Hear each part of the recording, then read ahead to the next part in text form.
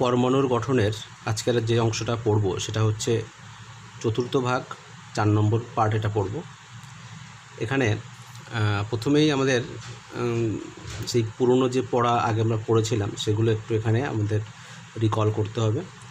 সেটা হচ্ছে যে এনার্জি, হচ্ছে ফর এনার্জি, এনার্জির মান হচ্ছে -2 পাই square Z square E4 m/n²h²। এটা হচ্ছে আমরা কোনো একটা ইলেকট্রনের, আমরা কোনো একটা অরবিটে ইলেকট্রন যদি থাকে তার শক্তি কত হবে সেটা আমরা এই ফর্মুলা দিয়ে আমরা নির্ণয় করতে পারি। একই রকম আর একটা ফর্মুলা আমরা পেয়েছিলাম, সেটা হচ্ছে তরঙ্গ দৈর্ঘ্য বার করার 1/λ = নিউ বার = r/z² 1/n1² - 1/n2²। তো ল্যামডা হচ্ছে তরঙ্গ দৈর্ঘ্য ছিল, আর নিউ বার হচ্ছে ওয়েভ নাম্বার বা তরঙ্গ সংখ্যা, আর রিডবার্গ কনস্ট্যান্ট জেড হচ্ছে সেই পরমাণুর অ্যাটমিক নাম্বার, আর n1 n2 হচ্ছে দুটো ডিফারেন্ট অরবিট, আলাদা দুটো কক্ষপথ। এগুলো আগে পড়া হয়েছে, তবে একবার রিমাইন্ডার আমি দিয়ে দিচ্ছি এই অংশটা পড়ানোর আগে। আর একটা কথা বলেছিলাম যে এল বিপি বিপি এইচ, অর্থাৎ এখানে 6 জন সায়েন্টিস্টের নাম আছে। L for Lyman, B for Balmer, P for Paschen, D for Brackett, P for Pfund and H for Humphreys. মানে এনারা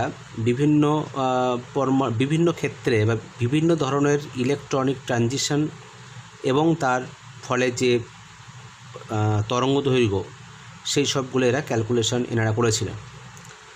সেই আমরা যে সিরিজ পেয়েছিলাম সেগুলোকে আমরা নাম দিয়েছিলাম কি লিম্যান সারি, বামার সারি, প্যাসেন সারি, ব্র্যাকেট সারি, ফুন্ড, হামফ্রিজ ইটসেট্রা।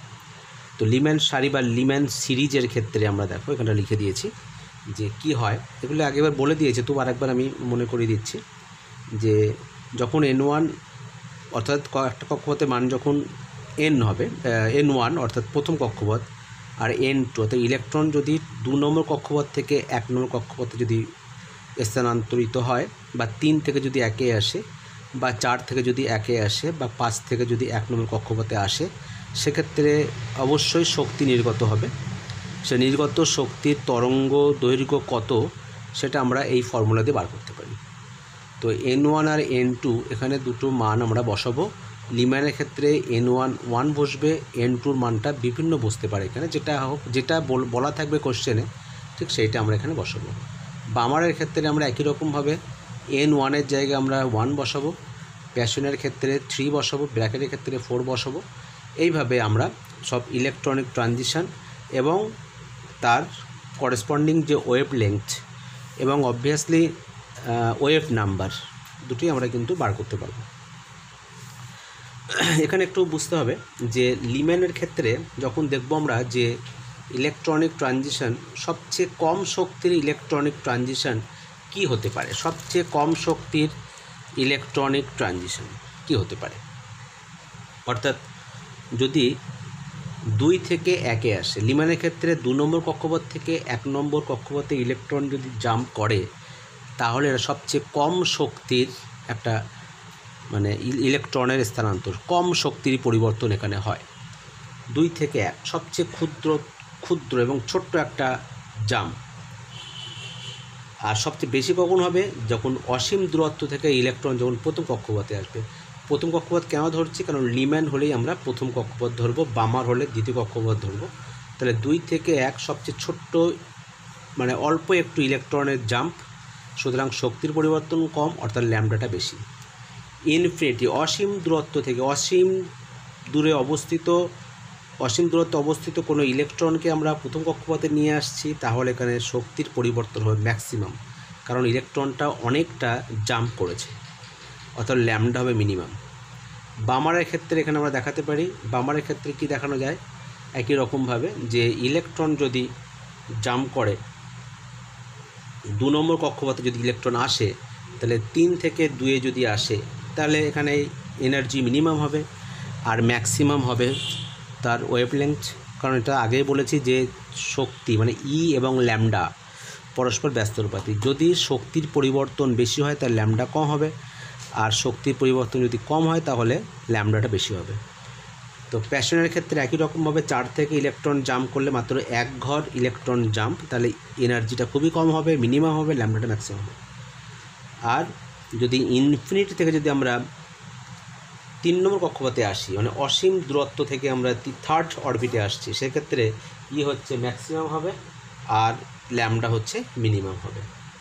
তো এটা আগে আমাদের এক প্রকার পড়া আছে, তো সেই জন্য তবু একবার আমি রিভিশন করিয়ে দিলাম বা বলে দিলাম, যদি বোঝার চেষ্টা করবে নিশ্চয়ই পারবে আশা করি, পড়া আছে যেহেতু একবার।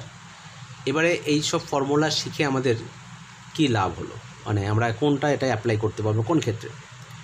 হাইড্রোজেন পরমাণুর ক্ষেত্রে আমরা এখানে একটা নিউমেরিক্যালস মানে অঙ্ক একটা দিলাম, যে হাইড্রোজেন পরমাণুর ক্ষেত্রে হাইড্রোজেন পরমাণু মানে অবশ্যই জেডের মানটা কিন্তু 1, এটা খেয়াল রাখতে হবে, পরমাণু ক্রমাঙ্ক হচ্ছে 1। এই হাইড্রোজেন পরমাণুর ক্ষেত্রে একটা ইলেকট্রন যদি স্থানান্তরিত হয় তাহলে সেক্ষেত্রে যে শক্তির পরিবর্তন হবে তার ল্যামডা অর্থাৎ তরঙ্গ দৈর্ঘ্য কত হবে।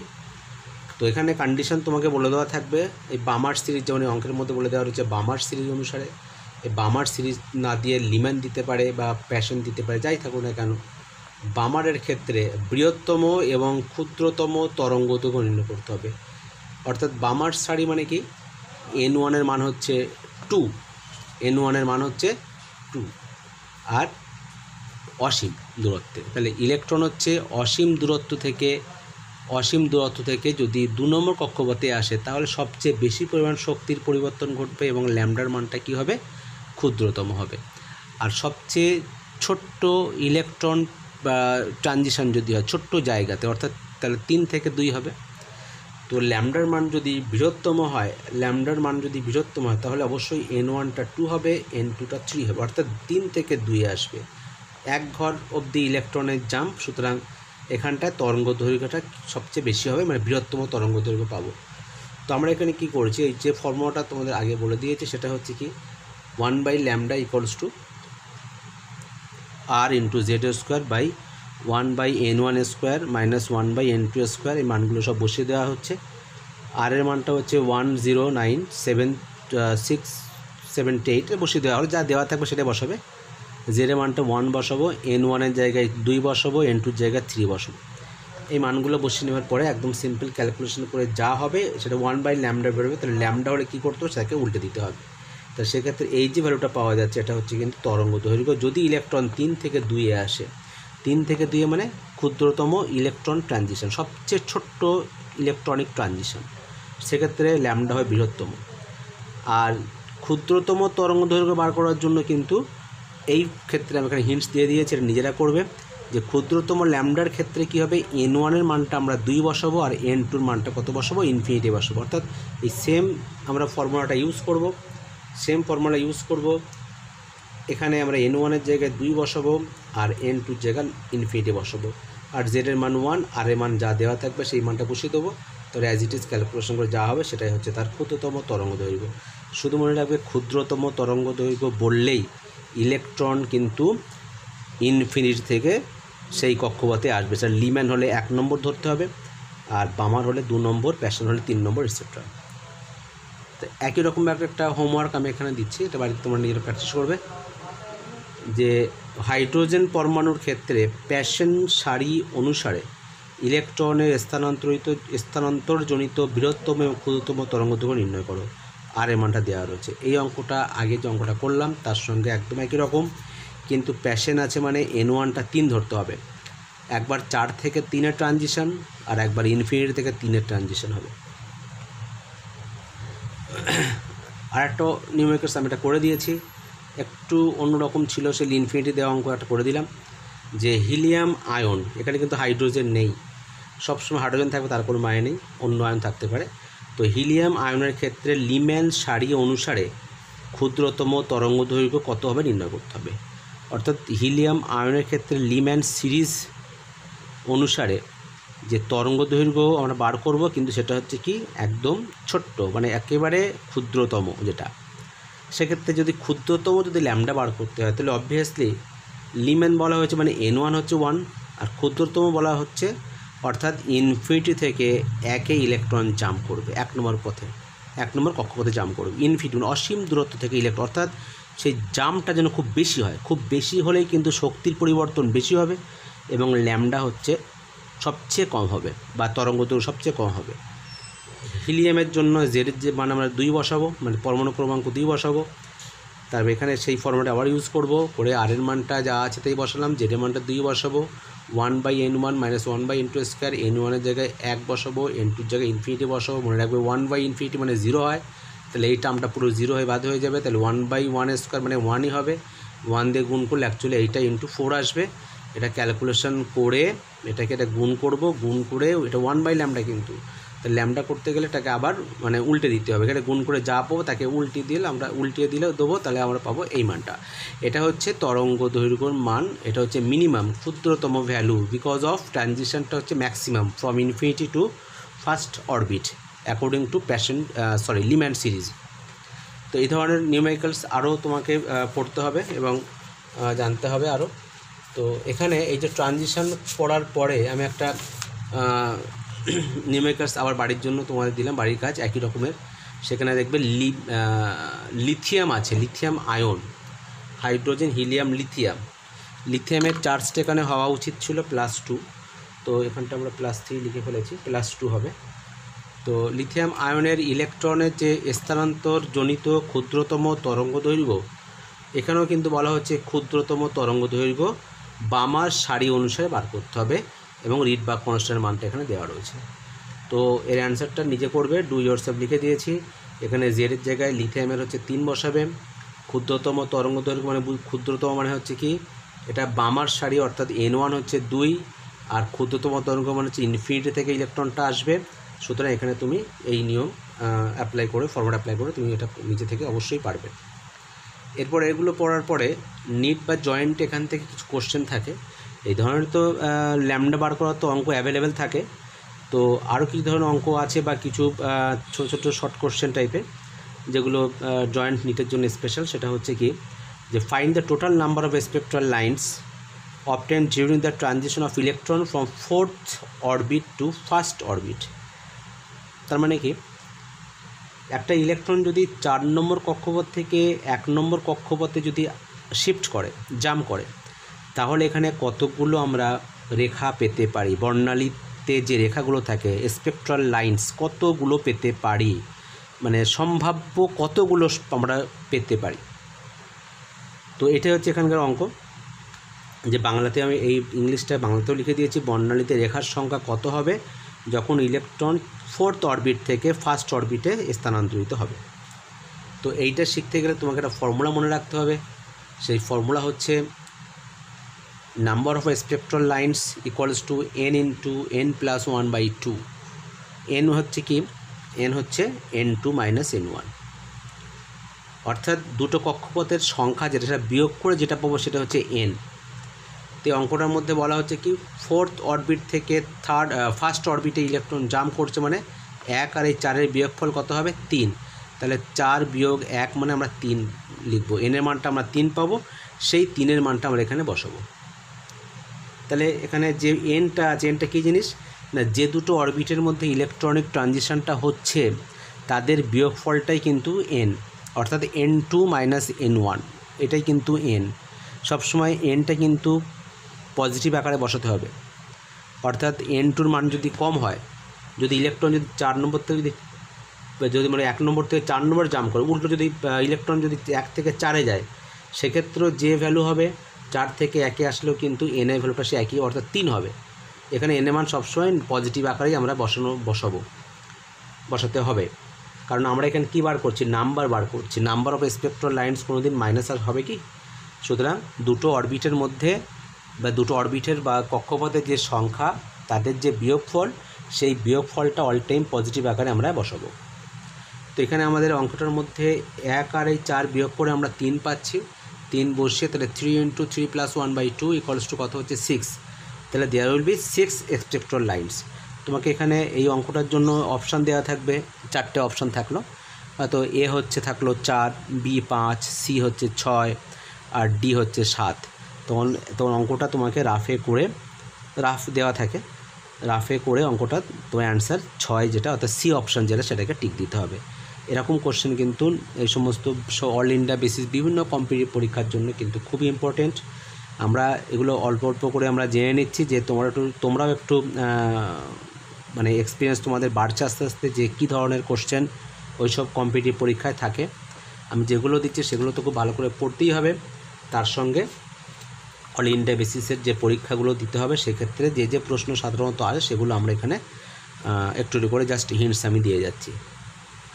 তো এবারে তোমাদের মনে প্রশ্ন জাগতে পারে যে তাহলে স্যার 6খানা যে লাইনটা হতে পারে কীভাবে হতে পারে। তো আমরা এখানে দেখো 6টা স্পেক্ট্রাল লাইনস আমরা এখানে লিখেছি 6খানা। প্রথমে কি ধরো আমরা এখানটায় এটা ধরুন আমরা ধরবো 1 নম্বর কক্ষপথ, এটা হচ্ছে 2 নম্বর কক্ষপথ, এটা 3 নম্বর কক্ষপথ, এটা 4 নম্বর কক্ষপথ। তো ইলেকট্রনিক ট্রানজিশন যখন হয় তখন সম্ভাব্য কতগুলো হতে পারে ট্রানজিশন। দেখো 4 থেকে 1, 4 থেকে 2, 4 থেকে 3, তাহলে 3টে হতে হলো এখানে। 3 নম্বর কক্ষপথ থেকে 1 নম্বর বা 2 থেকে 1 নম্বর, তাহলে এই দুটো ট্রানজিশন হলো। আবার 2 থেকে 1, তাহলে আমার ট্রানজিশন এখানে কটা পাচ্ছি ট্রানজিশন।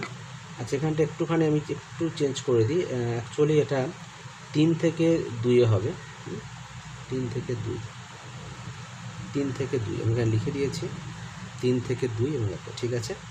তো এখানটায় দেখো তো 4 থেকে 3-এ একটা ট্রানজিশন হলো, অর্থাৎ 4 থেকে 3 হচ্ছে কোনটা এইটা, 4 থেকে 2 মানে 4 থেকে এটা 2 নম্বর কক্ষপথ একটা হলো, 4 থেকে 1, তাহলে 3টে ট্রানজিশন হলো এখানটা। আচ্ছা তারপরে হচ্ছে 3 থেকে 2 মানে 3 নম্বর কক্ষপথ থেকে 2 নম্বর কক্ষপথে, 3 থেকে 1 অর্থাৎ 3 থেকে 1 একটা ট্রানজিশন হলো, আর একটা হচ্ছে 2 থেকে 1 মানে 2 থেকে 1, তাহলে মোট 6খানা 1 2 3 4 5 6। তাহলে একটা ইলেকট্রন যদি 4 নম্বর কক্ষপথ থেকে 1 নম্বর কক্ষপথে আসে তাহলে সেখানে 6খানা ট্রানজিশন সম্ভাবনা বা সম্ভাব্য ট্রানজিশন সেখানে 6খানা ঘটছে, বা সম্ভাব্য বলা ঠিক হবে না, যে সেখানে সর্বাধিক 6খানা ট্রানজিশন কিন্তু মিলেমিশে আছে। শুধু এখানে 4টে আমরা স্পেকট্রাল লাইন্স পাবো, 6টা পাবো, 4টে অরবিটের 4 থেকে 1 এরকমভাবে আমরা দেখবো মোট 6খানা স্পেকট্রাল লাইন্স। তাহলে আবার বলছি, একটা ইলেকট্রন যদি জাম্প করে সেখানে সম্ভাব্য সর্বাধিক কতগুলো আমরা স্পেকট্রাল লাইন্স পেতে পারি, সেক্ষেত্রে ফর্মুলা ইউজ করবে n*n+1/2। সেখানে n এর মানটা বসাবো কীভাবে না, দুটো অরবিটের মধ্যে যে সংখ্যাটা আছে তাদের বিয়োগফল বসিয়ে দেবো, বসিয়ে দিলে আমরা সেখানে একটা ভ্যালু পাবো। সেটা এখানে বেরিয়েছে কত, 6 বেরিয়েছে, তাই না। তো 6খানা লাইন পাবো। 6খানা লাইন কীভাবে পাবো, 4 থেকে 3, 4 থেকে 2, 4 থেকে 1, 3 থেকে 2, 3 থেকে 1 আর 2 থেকে 1, এই 6খানা লাইন আমরা পাবো। তো এখানে আবার কোশ্চেন একটু চেঞ্জ হতে পারে অন্যরকমভাবে, যে ধরো এই যে 4 থেকে 1 ইলেকট্রন ট্রানজিশন হচ্ছে, তো এখানে কত রকমের ট্রানজিশন হতে পারে, কত রকমের, নাম্বার অফ স্পেকট্রাল লাইন্স না, কত রকমের ট্রানজিশন। তাহলে 4 থেকে 3 তোমাকে অপশান দেওয়া থাকলে এর মধ্যে যে 6টা আছে এই 6টার মধ্যে একটু ভুলও থাকবে। দেখা যায় 4 থেকে 3 দিয়ে আরেকটা দিলে হয়তো দেখা যাচ্ছে যে 2 থেকে 3 দিল একটা, মানে উল্টো ট্রানজিশন, সেগুলো তো হবে না। সবসময় আমরা বেশি থেকে কমের দিকে ট্রানজিশনটা খেয়াল করবো, কারণ অঙ্কর মধ্যে 4 থেকে 1 ইলেকট্রনটা আসার কথা বলা হয়েছে। তো যাই হোক, এটা খুব সোজা একটা কনসেপ্ট, এটা ভালো, পরীক্ষার জন্য খুবই ইম্পর্টেন্ট, বিশেষ করে তোমাদের যে কম্পিটিটিভ পরীক্ষাগুলো নিট জয়েন্ট ফান্ড যেগুলো আছে সেসবগুলোর জন্য খুব ইম্পর্টেন্ট। এরপরে আমরা কোনো অরবিটে অবস্থিত বা ঘূর্ণায়মান কোনো ইলেকট্রনের শক্তি আমরা বার করব। যে কোনো আমরা পরমাণুর মধ্যে যে কোনো ইলেকট্রনের শক্তি আমরা বার করতে পারবো, সেই ফর্মুলাটা আমরা এখানে শিখব। তো ফর্মুলাটার ক্ষেত্রে আগে প্রথমে বলে রাখি যে এই যে ইকুয়েশন তোমাদের আগে আমি বলে দিয়েছি বারবার, আবার এটাকে আমি বারবার করে দেখাচ্ছি এই কারণে যাতে তোমাদেরও বারবার দেখে যেন মুখস্থ হয়ে যায়। তাহলে E=-2π² যে ফর্মুলাটা আছে সেখান থেকে একটু মডিফিকেশান করে যে ফর্মুলাটা এসছে সেটা হচ্ছে En=EH×z²/n²। এইটা অর্থাৎ কোনো একটা ইলেকট্রনের শক্তি কত সেটা আমরা বার করতে পারবো জাস্ট এই ফর্মুলাটা ইউজ করে। এবং আমি এখানে তোমাদের লিখেই দিয়েছি, কি লিখে দিয়েছি, যে এই ফর্মুলাতে মানে মনে রাখবে যে নিট এবং জয়েন্ট এন্ট্রান্স এক্সামিনেশনের জন্য এইসব ফর্মুলাটা খুবই ইম্পর্টেন্ট। এবং এই সবগুলো যত কনসেপ্ট ক্লিয়ার হবে তত তোমাদের কাছে 11-এর ফাইনাল পরীক্ষা বা এইচএসের লেভেলের যে পরীক্ষা তোমাদের কাছে একদম জলের মতো সোজা হয়ে যাবে।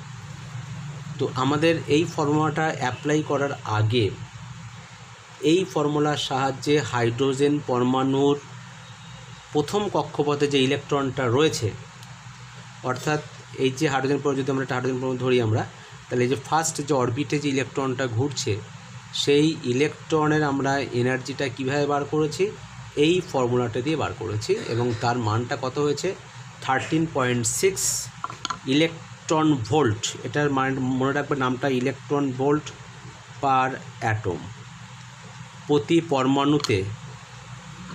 পরমাণুর ক্ষেত্রে পার ইলেকট্রন ভোল্ট পার অ্যাটম, প্রতি পরমাণুর ক্ষেত্রে ভ্যালুটা হচ্ছে এইটা 13.6 ইলেকট্রন ভোল্ট। এটা মনে রাখতে হবে। কিন্তু এই হাইড্রোজেনের শক্তি, হাইড্রোজেনের মধ্যে যে ঘূর্ণায়মান ইলেকট্রনের ভেলোসিটি এবং হাইড্রোজেনের প্রথম কক্ষপথের ব্যাসার্ধ, এই সবগুলো কিন্তু তোমাকে মুখস্থ রাখতে হবে। কয়েকটা ম্যাথমেটিক্যাল টার্ম তোমাকে মুখস্থ রাখতে হবে।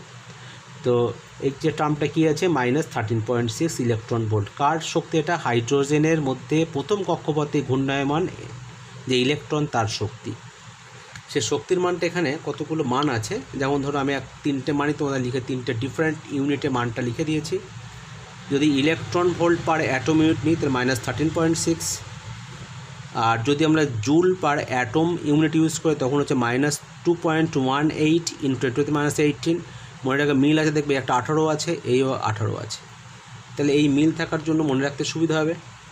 আর যদি আমরা কিলোজুল পার মোল ইউজ করি, এগুলো কিন্তু পার অ্যাটম আর পার মোল, তাহলে -13 আমি মনে রাখি এইভাবে 13 বাংলাতেই মনে রাখবে, তাহলে সুবিধা হবে। সব করে কিন্তু -13 কিলোজুল পার মোল।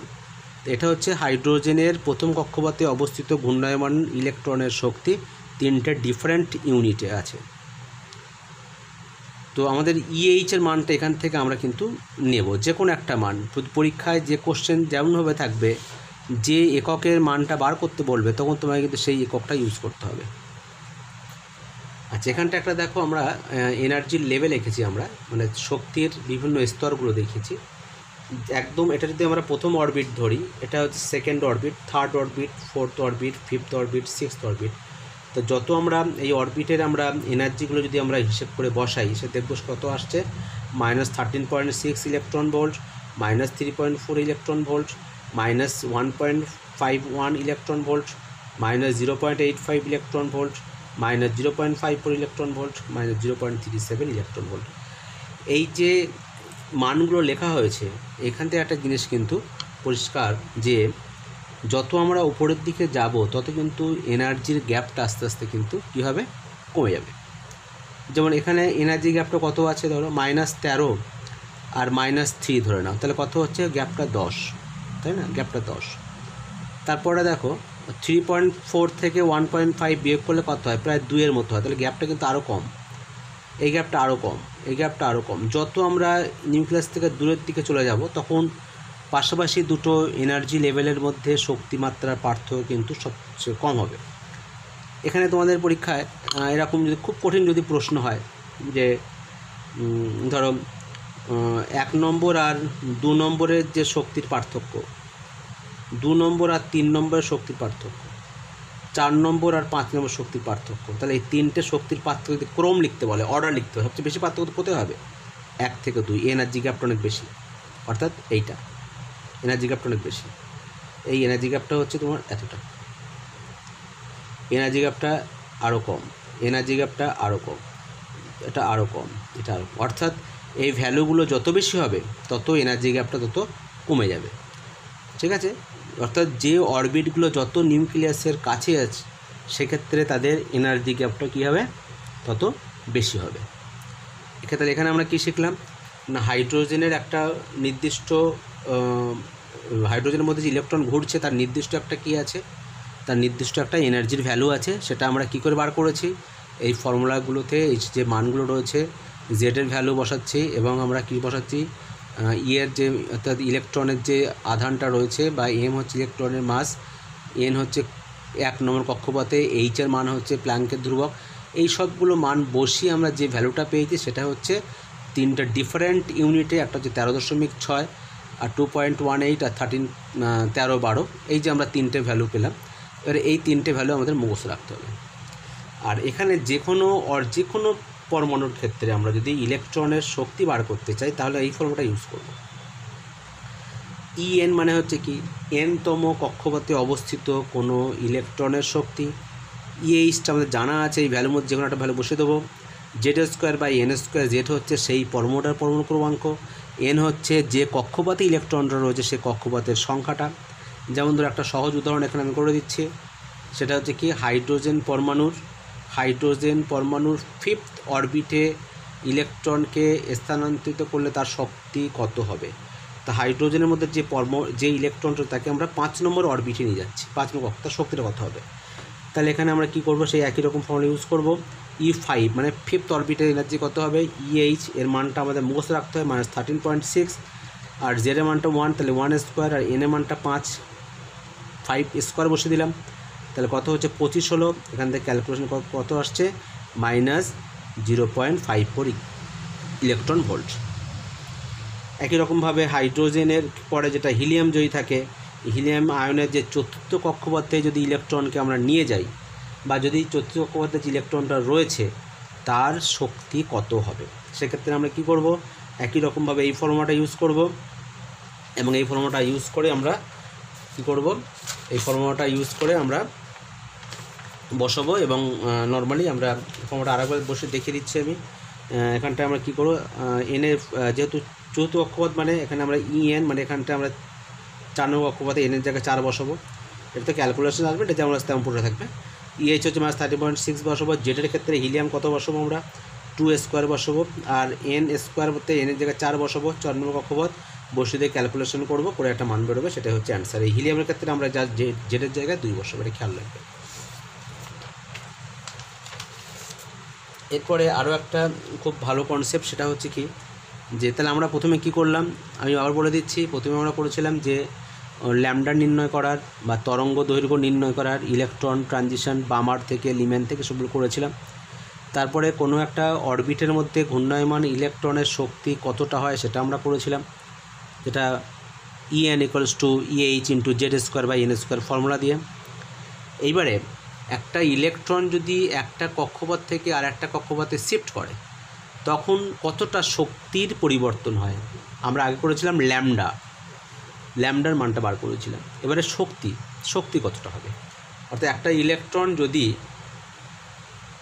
যে কোনো একটা কক্ষপথ থেকে, সে হায়ার এনার্জি লেভেল হোক বা লোয়ার এনার্জি লেভেল হোক, একটা কক্ষপথ থেকে আর একটা কক্ষপথে জাম্প করে, তাহলে যে শক্তির পরিবর্তন হবে সেই পরিবর্তন হওয়া শক্তির মানটা বার করতে হবে। তো এখানে আরও একটা ফর্মুলা আমি সেটা লিখে দিয়েছি, সেটা হচ্ছে একদম এই যে ফর্মুলা আগে করেছো, 1/λ × r Z² × 1/n1² - 1/n2², এইটারই মতো দেখতে। এটা হচ্ছে এনার্জির ফর্মুলা, হচ্ছে ΔE = H × Z² 1/n1² - 1/n2²। EH মানে কি, হাইড্রোজেনের শক্তি। এবার একটু করেছি আমরা 13.6 ইলেকট্রন ভোল্ট পার অ্যাটম, বা -13 কিলোজুল পার মোল, এসবগুলো করেছি আমরা। তো এখানে সেই মানগুলো বসালেই হবে। আমি একটা এক্সাম্পল করে দিচ্ছি, দেখবে সহজেই বুঝতে পারবে। যে হিলিয়াম আয়নের একটি ইলেকট্রনকে দ্বিতীয় কক্ষপথ থেকে চতুর্থ কক্ষপথে আমরা যদি নিয়ে যাই, তাহলে কি পরিমাণ শক্তির পরিবর্তন হবে বা কি পরিমাণ শক্তির প্রয়োজন হবে।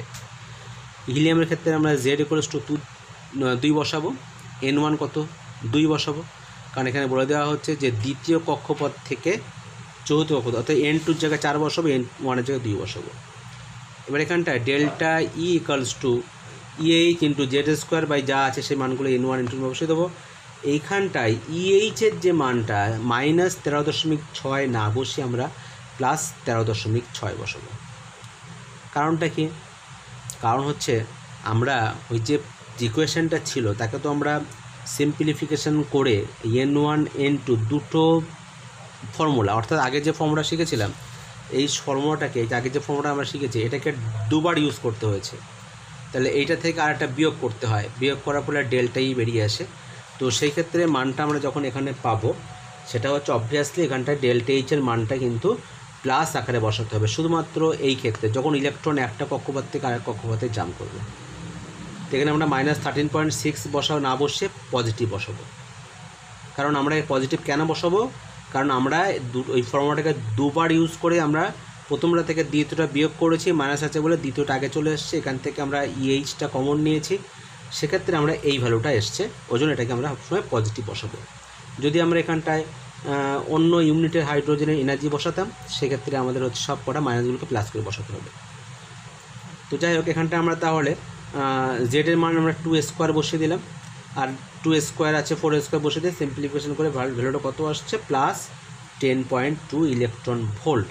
অর্থাৎ যখন একটা ইলেকট্রনকে 2 থেকে বা সেকেন্ড অরবিট থেকে চতুর্থ কক্ষপথে নিয়ে যাচ্ছি, তাহলে সে শক্তি অ্যাবজর্ব করবে, শোষণ করবে, সে শোষিত শক্তির পরিমাণ হচ্ছে 10.2 প্লাস, কিন্তু পজিটিভ মনে রাখবে, পজিটিভ 10 + 2 ইলেকট্রন ভোল্ট। কারণ শোষিত শক্তি সবসময় পজিটিভ হয়, যখনই কোনো সিস্টেম শক্তি অ্যাবজর্ব করে তার মানটা অবভিয়াসলি পজিটিভ হয়। এরপরে হচ্ছে আর একটা এক্সাম্পল আমি করে দিচ্ছি, যে একটা ইলেকট্রন ধরো ভূমি স্তরে থাকা মানে প্রথম কক্ষপথে ইলেকট্রন তো কখনোই থাকতে পারবে না এখানে সেখানে। তো ভূমি স্তরে থাকা কোনো হাইড্রোজেন পরমাণুর একটি ইলেকট্রনকে আমরা অসীম দূরত্বে যদি নিয়ে যেতে চাই, তাহলে কতটা শক্তির প্রয়োজন হবে। অসীম দূরত্বে নিয়ে যাচ্ছি আমরা, তো n1 এর মানটা হচ্ছে 1, n2 এর মানটা ইনফিনিটি, অসীম দূরত্ব সেই জন্য। আর ডেল্টা ই হচ্ছে ফর্মুলাটা EH × Z², 1/n1² - 1/n2²। এখানে EH এর মানটা মনে রাখতে হবে, এই ফর্মুলা যখন একটা ইলেকট্রন একটা অরবিট থেকে আর একটা অরবিটে শিফট করছে, তখন হাইড্রোজেন পরমাণুর ইলেকট্রনের যে এনার্জিটা সেটা পজিটিভ আকারে বসাতে হবে যখন শিফটিং হবে। আর যখন কোনো ইলেকট্রন একটা কক্ষপথেই ঘূর্ণায়মান অবস্থায় রয়েছে, তখন তার শক্তিটা কিন্তু বার করতে গেলে মাইনাস বসাতে হবে, যেটা আগে করেছি আমরা। ভিডিওটা বারবার দেখবে, তাহলে কিন্তু ক্লিয়ার হবে। এই জায়গাগুলো একটু খটকা লাগে সবার, একটু বুঝতে অসুবিধা হয়, তো একবার ছেড়ে বারবার এই ভিডিওটা দেখবে আর খাতায় নোট করবে, আর তারপরে ফোন করে আমাকে জানাবে অবশ্যই যে কোথায় কী প্রবলেম হচ্ছে। তো এখানে আমরা EH এর মানটা 13.6 বসাবো, কিন্তু পজিটিভ আকারে। আর যেহেতু হাইড্রোজেন বলা হয়েছে, Z² ভ্যালুটা 1 বসাবে, 1/n1² - 1/n2²। n2 মানে হচ্ছে আলফা, তাহলে α² বসে দিলাম।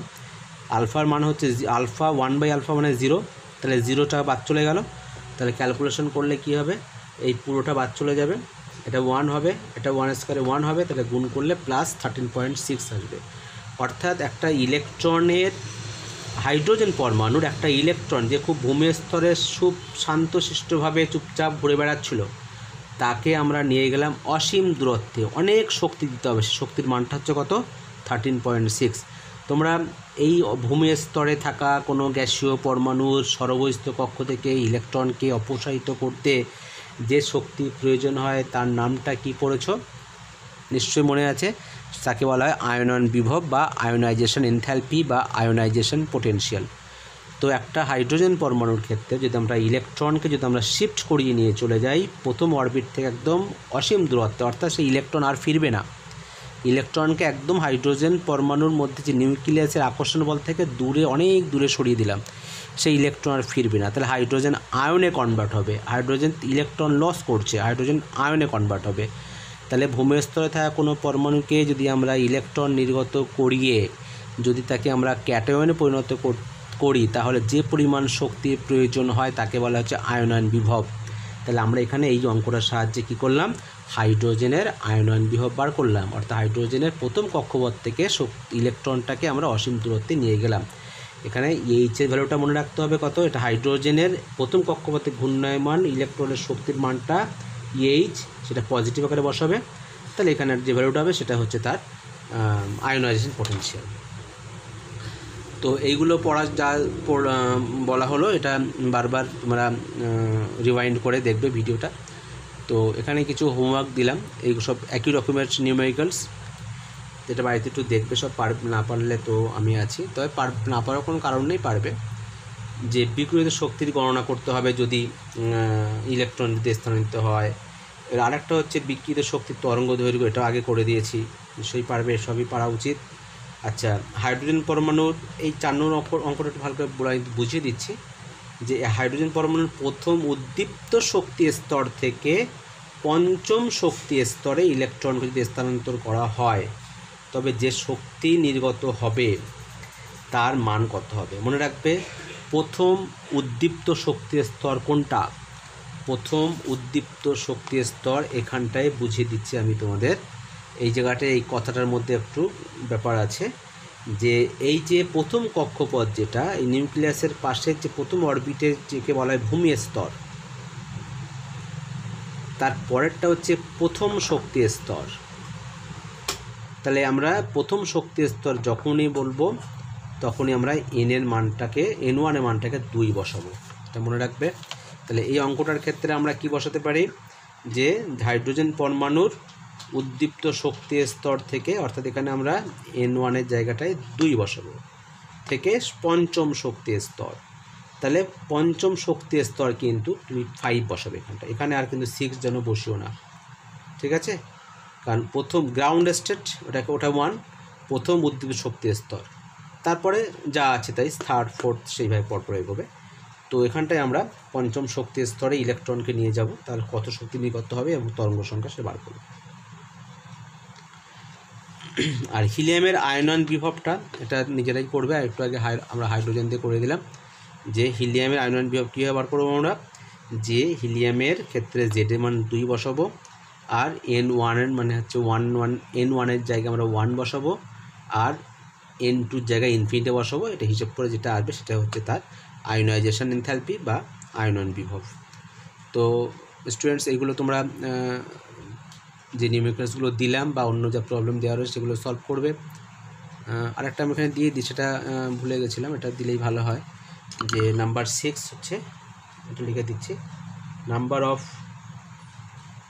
Spectral lines calculation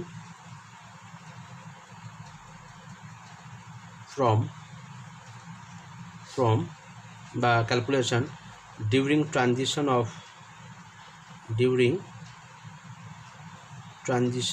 of electron from 5th to